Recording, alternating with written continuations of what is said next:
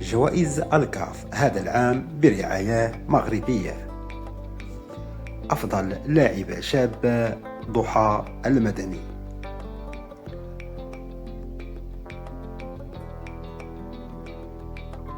أفضل لاعب شاب عثمان معمة.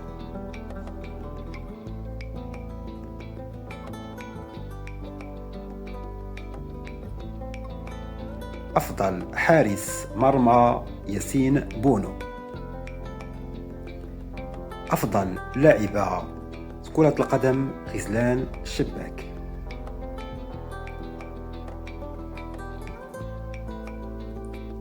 أفضل لاعب كرة القدم في إفريقيا أشرف حكيمي.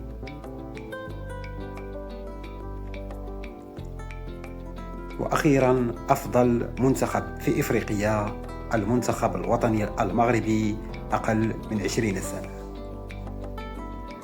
ما رأيكم؟